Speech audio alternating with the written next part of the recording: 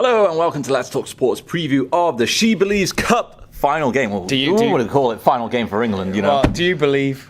Do you believe in love after love? Oh yeah. Well, not with you, but no. maybe with that bag over there and the banana. But that's kind of a weird relationship. That's my vision of love. Let's move on before it gets even weirder. Japan's women's versus England's women's in the SheBelieves Cup final day. USA playing against Brazil later on in the day. We'll talk about that a little bit later. But this Japan-England women's game essentially is a preview of what's to come at the World Cup, Jamie. Yeah. In the summer. Both teams looking really strong, aren't they? Japan, of course, getting the result against Brazil like England did, because Japan were more decisive, and both teams getting the 2-2 draw against the USA approaching into this game.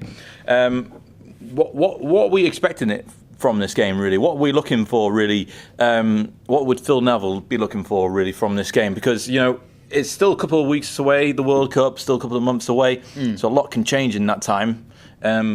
But this would be a big indication as to how England can do at the World Cup this summer. I think straight away, Phil Neville, I'm sure he'll remember what happened 4 years ago when Laura Bassett hit the ball into the back of the net in the wrong goal on the very last minute, which was heartbreaking. It was so heartbreaking. You know, I thought we were going to take them to extra time and then we lost in the semis. But I think he could look at that straight away. And some of those players were in that squad 4 years ago, and he could easily say, look, you've got some unfinished business with these lot. You know, let's go and beat them.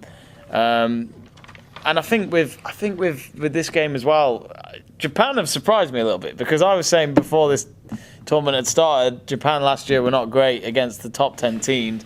But yeah, you know, they got a good result against USA and they beat Brazil quite comfortably. But I just look at it and think, well, maybe when they come up against us, it could be a draw. At this moment in time, that's what my brain's saying. I feel as though there will be a draw between these two, a 1-1 draw.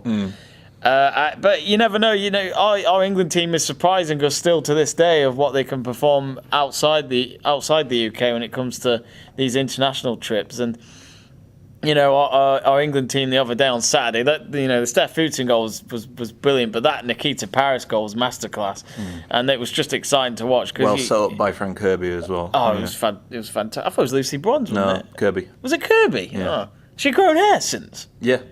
Like ponytail? No, she's like growing her hair out again. It looked like I could it's have like sworn down to here now. It used to be like around there, but now it's like. I'm gonna have to Google this afterwards because I kept thinking it was Lucy Bronze, but okay. But either way, it was a masterclass goal. It was a fantastic goal.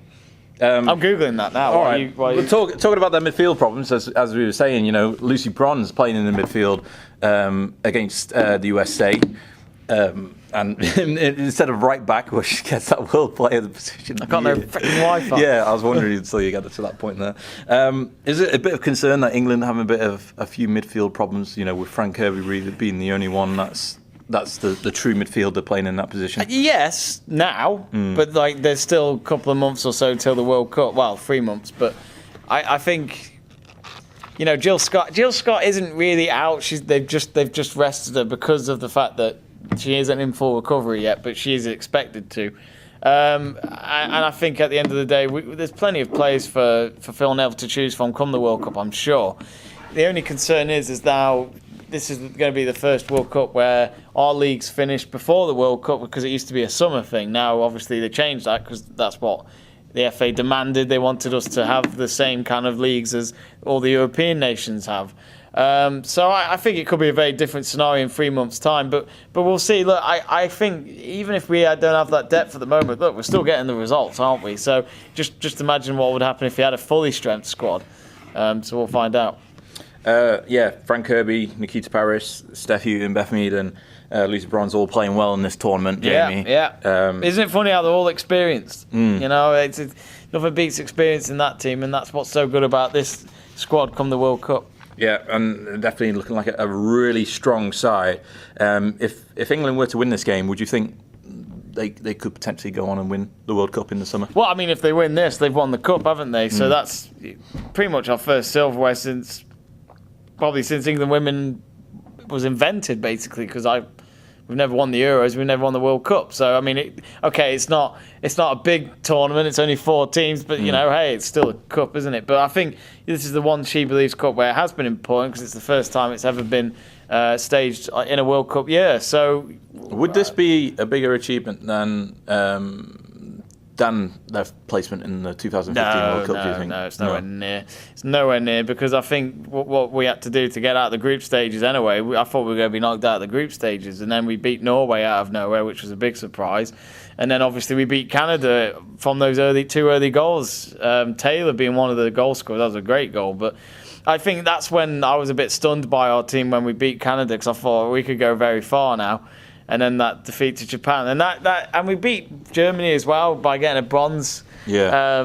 And funny enough, it was Lucy Bronze who delivered that goal to get us the bronze medal. The names, but I think that's a lot bigger. But I think winning the SheBelieves Cup in terms of 100% preparation, it's looking that way.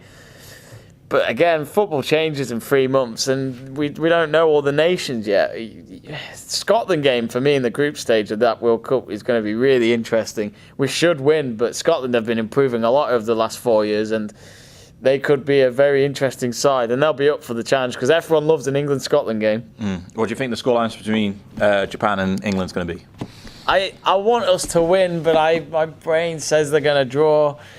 I'm gonna go with my heart and say that England will win 2-1. Yeah, I agree. Yeah. I was thinking 2-1 as well. It's going to be scrappy. Yeah.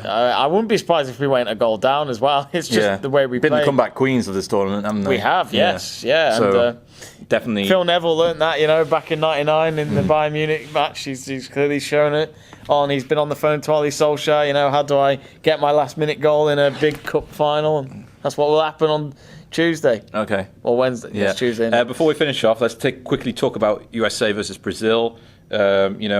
USA not coming into this game the strongest of form after the 2 draws, but Brazil are in pretty bad shape at the moment with the 2 losses on the tournament so far. USA will win this. Yeah, that's what I was thinking as well. I think USA will win it, but if they don't, is it time for USA to panic ahead of the World Cup? Oh yes, definitely. Because this is their home tournament as well. I know it's always in America, but you can't ask for more. Like, you're in your home tournament. Us drawing against USA the other day, I would never believe really, but it happened, even though we were 1-0 down. So I look at it and think I would be very worried, because as I said to you when we previewed this, they lost to France in a friendly back in January, which I watched, and I thought they're getting battered here, and this was in France at the time, and it's just like they're not ready for this. And I thought the SheBelieves Cup might have been a great opportunity to remind us why they're the world champions, but at this moment in time, I can't see it happening. Well, we'll have to wait and see. So, we're in predictions for the games, including Japan versus England and USA versus Brazil. Let us know in the comment section below the video. Don't forget to like it, subscribe for more Let's Talk Sport content. We'll see you all very soon.